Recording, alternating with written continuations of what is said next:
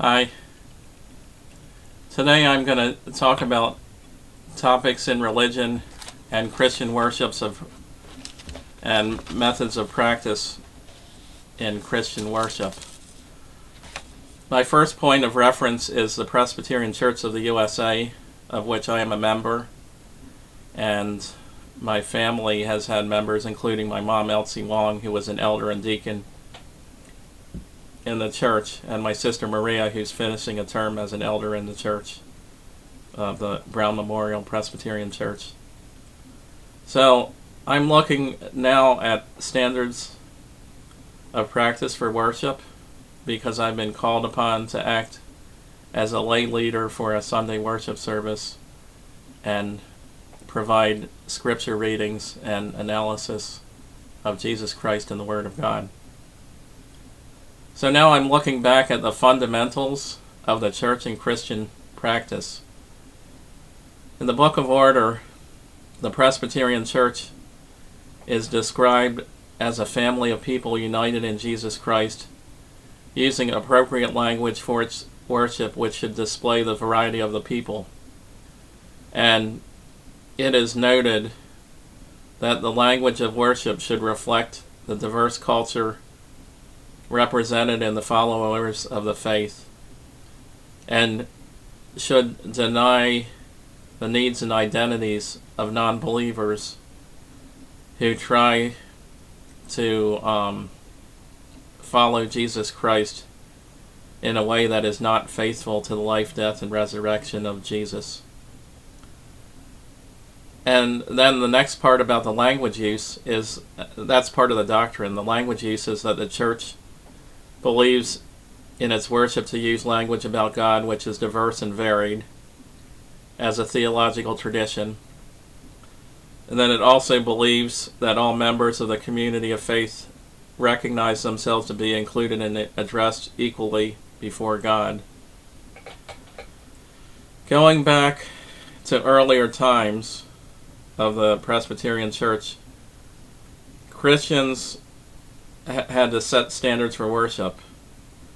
And according to the Presbyterian book, Christians may worship at any time and all the time that has been hallowed by God. The covenant community worships daily, but God sets aside one particular day in 7 to be kept holy for Lord.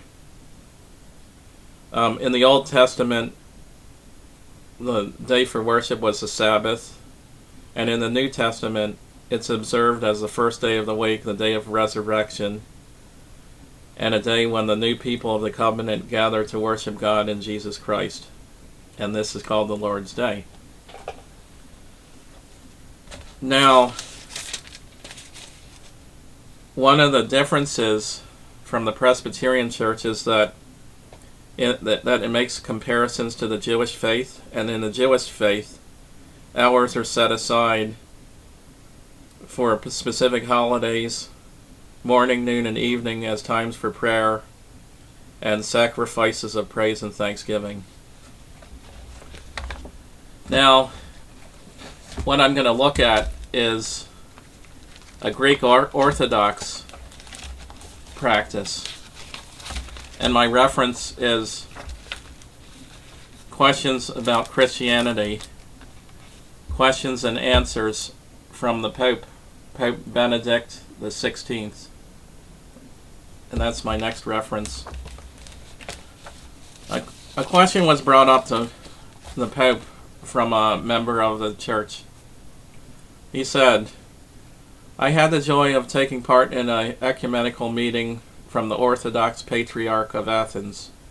It was a deeply enriching dialogue. However, I felt that the clergy should avoid a conflictual attitude and offer a serene dialogue for everybody in the audience." And here's the Pope's response.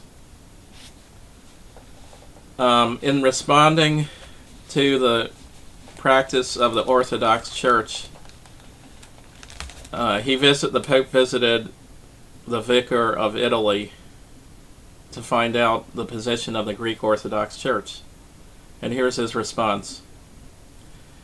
"In today's world, Christians should engage in dialogue at all levels that is fundamental to the beliefs of Christianity.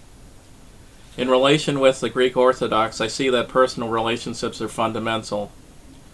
In doctrine, we are largely united on fundamental matters, but it is in doctrine that it is difficult to make headway. Drawing close to one another in communion, our common experience of life in faith is a way to recognize each as a child of God and disciple of Christ. And then the Pope goes on to say that in his 40 or 50 years of practice, he noted similarities in the way that followers of Christ look at religion and how they follow Christ and God. He said there's a commonality in faith, apostolic succession, sacrament, and a tradition of prayer, and that the people of the Christian Church have a diversity and multiplicity of religious cultures, which he thinks is beautiful. However, a fundamental experience of the Greek Orthodox Church has been in opposition to ecumenicism, particularly from the monks of Mount Athos. And he said that this stems from a lack of tangible experience with other communions and people who learn the communion with Christ and the Eucharist of the Roman Catholic Church. And the Pope's position is that he tolerates separation and diversity, and he wants people of the Christian faith to understand the Lord, know that religion is a test, and that the Christian leaders train us, develop us, and teach us to be more humble.